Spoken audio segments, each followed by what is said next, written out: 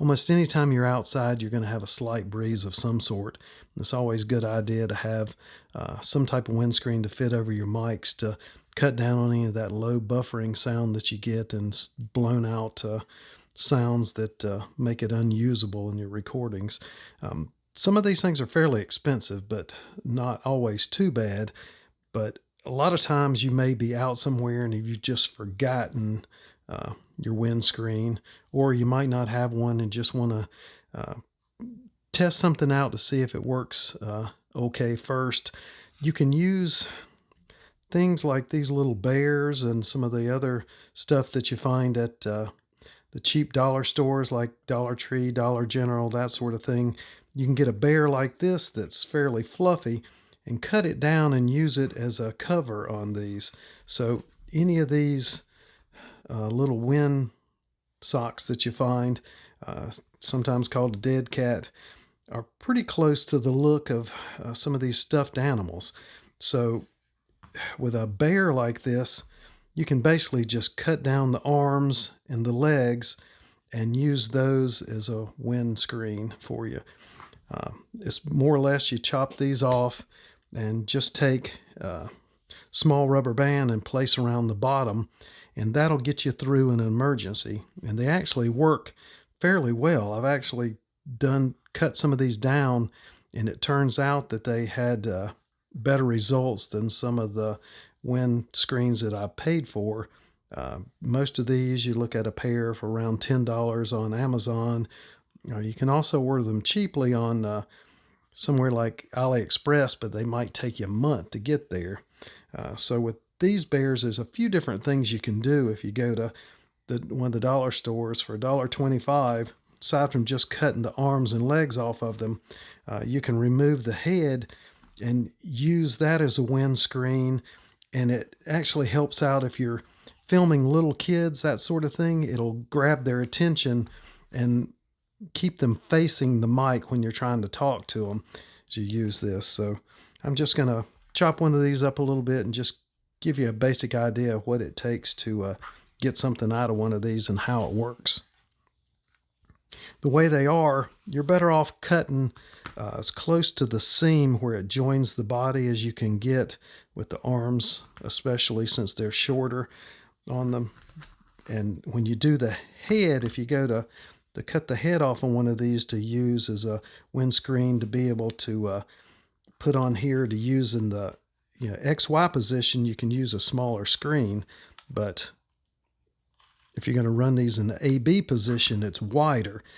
So you want to cut this enough that you got enough room inside to have a little bit of airspace between these. You can use the internal stuffing in them, and that will block in a heavier wind. It'll help, but it cuts down on how much volume actually gets through.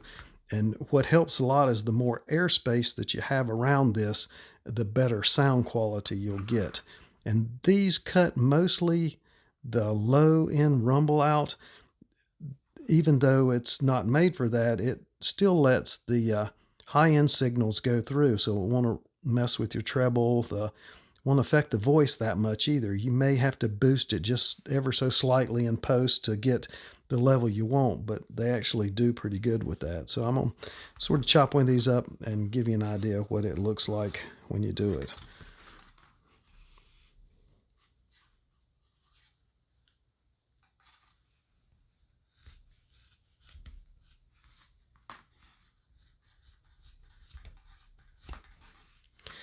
Since most of these things come from China, you don't always know what you're going to get inside.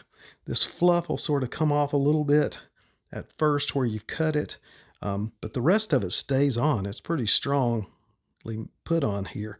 It's just where you have the issues around the edges that you cut.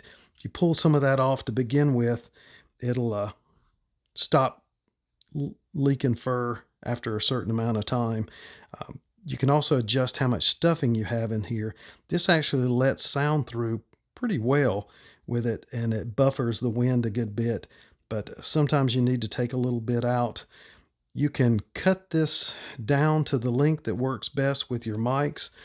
Like some of these Tascams here, the mic bay may a little bigger around and fatter.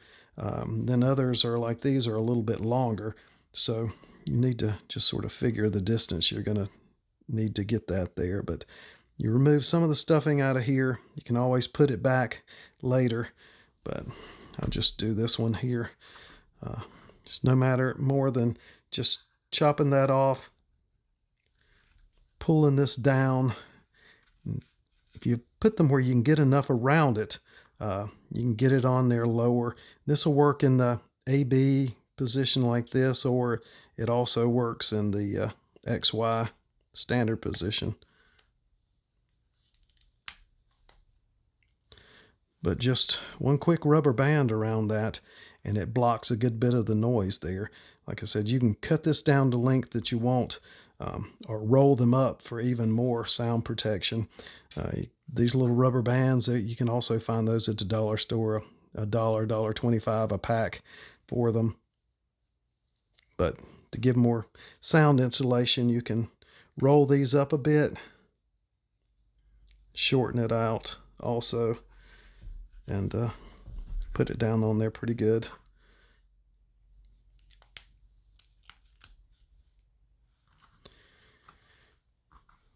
But it just comes more to just fine-tuning how much you want to cut off of there. With the legs on some of these big capsules, also a boom mic, that sort of thing, you can hollow these out and use just the material there, and it works really well. Pull this off, cut it down to the distance that it would probably work better with one of these.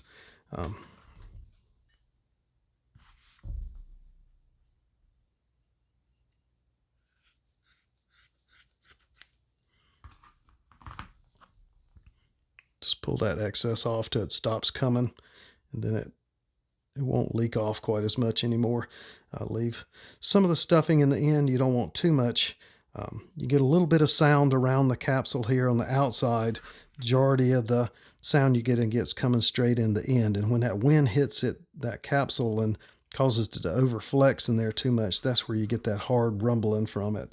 But just push that down on there and put your rubber band around it, and you're good to go.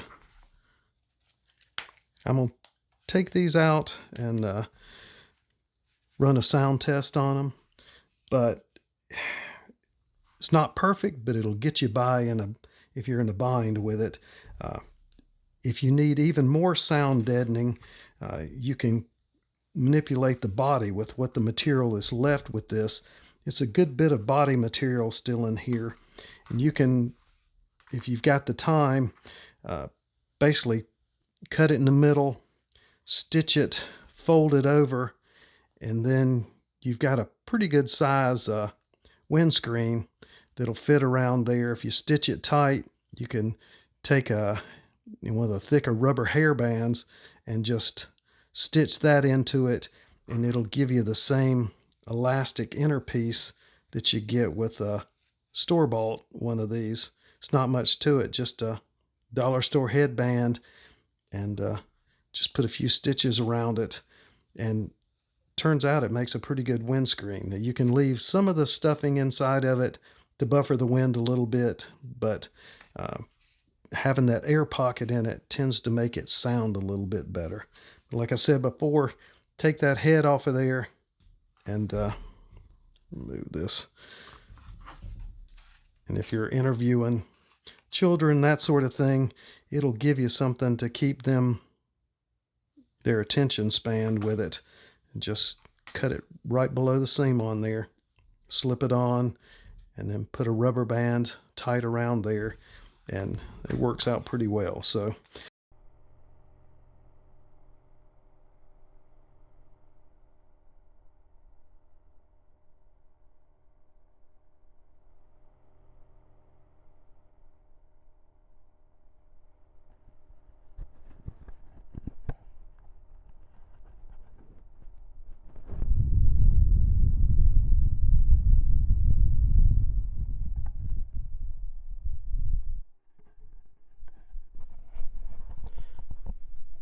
now testing the voice sound quality of it to see if it makes much of a difference with the fan versus not fan. So just speaking without the fan, See how it works?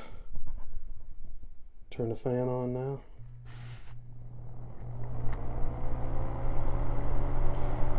You can still hear my voice through this. I'm about a foot and a half, 2 feet away from it, speaking into it, but it's still having the wind directly from the fan right in front of it, blowing fairly hard, so you can see how well it'll pick up on voice, pointing it directly at me now, right in front of the wind, and see how that sounds to you. So, if this helped you at all, please like and subscribe. Thanks for watching my baby.